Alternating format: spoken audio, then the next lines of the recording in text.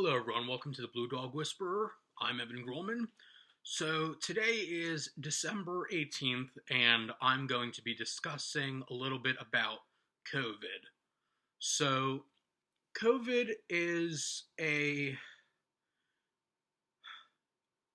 it's a nuisance and it's deadly for a lot of people. And a lot of people have been suffering and have died and have gotten very sick, and it's caused so much chaos in the world. And I think that, unfortunately, like everything else, COVID is no exception to politicization in our society, American society, and I think that we need to discuss that. So we have people who, on the Republican side, the very conservative side, because it's not all Republicans, but on the Republican side, we have people who say that they basically don't believe in masks. They think that we should open everything else up, and they think that we shouldn't infringe on their rights.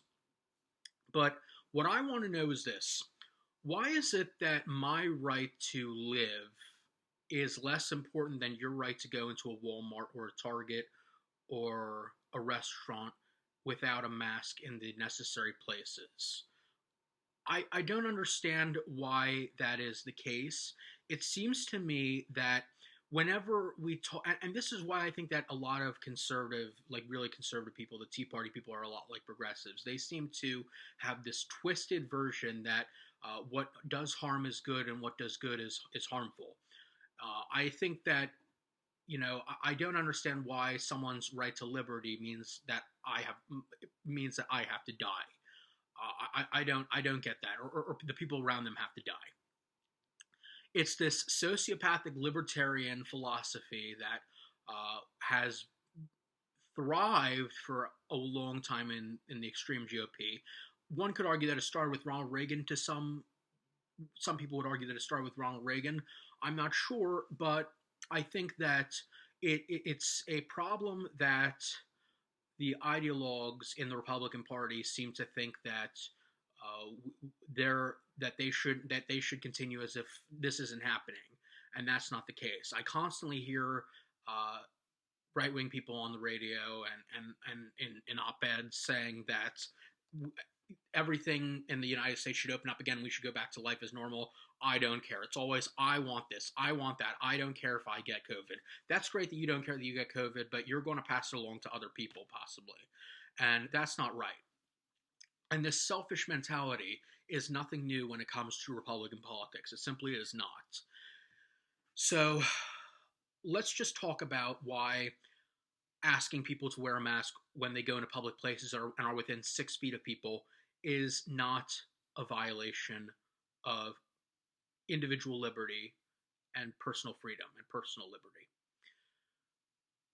If the right to life, liberty, and the pursuit of happiness means that you get to endanger me, you are actually not respecting my right to life, and therefore there would be no need for laws against drug usage, drug dealing. There wouldn't be laws for the I'm drawing a blank. There would not be laws that say that you cannot drive under the influence, or that you have to obey the speed limit, or that you cannot endanger the welfare of a child. So I think that these GOP ideologues need to realize that you're not supposed to endanger other people, and in a lot of cases, legally, you're not allowed to do that. Obviously, this country wasn't founded during a medical pandemic necessarily, but we have to evolve with the times, and we have to realize that we do need to adjust. And honestly, even before COVID, if someone were to come up to you and cough in your face, I believe that could be considered assault. So why is it not a violation of some states' laws to endanger someone else's life by refusing to wear a mask when you get within 6 feet of them, or whenever you go into a public setting that's indoors? I don't understand it. Now, restaurants, I can understand that a little more, because you got to take off your mask to eat at a restaurant. But I think that ideally, People who are very afraid, who fear for their lives, should stay home. But of course, you can't always stay home. You got to get out and do some shopping. It's possible that you don't have access to grocery deliveries. It's possible that your grocery store doesn't do car delivery, so you drive there and they bring all your groceries out. So I get that. So the difference is that the ideologues in the GOP seem to think that if you don't want to get sick, you should stay home and that they should be able to do whatever they want to do.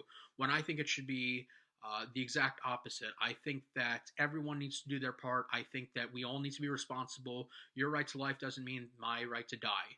That simply is not the case because I just don't understand it. And in addition to that, we also have some GOP people like Ben Shapiro who say things like it's not as tragic when an elderly person dies from COVID. And this honestly sounds like eugenics to me because first of all, it's not just elderly people. It's also people with pre-existing conditions. And I'm someone who has a pre-existing condition. This idea that somehow the loss of life for someone who's elderly due to COVID or someone who has a pre-existing condition is less tragic than someone who has good genes or is not as old is just it's ridiculous. It's absolutely ridiculous that we have people who think that somehow you deserve to die more if you're elderly. I got news for you though. If that's the case and we applied that logic to the criminal justice system, would someone get less of a sentence for shooting an elderly person because they didn't have that long anyway? I don't think so. So why is it any different than how we value lives in this pandemic? It really shouldn't be. But unfortunately, that's the way it's happened. I don't think if I died from COVID, I would hope that my family wouldn't try to make themselves feel better by saying, "Oh, it's where there was nothing we could do. He had a pre-existing condition." Pre-existing conditions do not make your life less meaningful. They really don't. Neither does being elderly. I don't care if you're on your deathbed. If someone shoots you on your deathbed, that's not acceptable. That's murder. So I just think that either you're pro-life and you value life or you don't value life. And I resent the people like Ben Shapiro who call themselves pro-life and then make outlandish comments like this. And I'm not so sure that Ben Shapiro actually believes this or if he's just trying to get a rise out of people because, as we know, he is a troll and not a clever one. And I don't mind trolls. I actually happen to like trolls. A good troll, in my opinion, is Ann Coulter. She is very, very clever a lot of times. Now, sometimes she falls short, but I think that this message that your life is less meaningful or valuable because of a pre-existing condition or bad genes or your age is just not it's just an ugly thing. It really is, and I don't think that we should tolerate that whatsoever. I think all life has meaning, and I think that from womb to tomb, your life is valuable, and you should be able to live it. And I think that we should have personal freedoms, which is why I was very, very happy that the NRA actually protested the closing of gun stores as non-essential businesses, because that is a violation of the Second Amendment, in my opinion. I'm also happy, although a lot of my fellow Democrats are not, that the Supreme Court said that you cannot dictate how people pray in terms of how many people congregate in a church. Now, I prefer that people don't go to in-person services regardless of your religion, but I don't think that it's the government's role to tell you how and when you can pray, because technically churches are not a public place, and there is a separation of church and state. And it's that. But when it comes to, but I think that if you're going to go to church, you have an obligation to quarantine for 2 weeks or whatever the recommendation is. I don't think that you should go out into public after you do that. There are consequences to your actions, and this is one of them. So I think that we need to find a nice balance here, and I think that's what we as Blue Dogs do, is find the balance. And I'm very proud of that.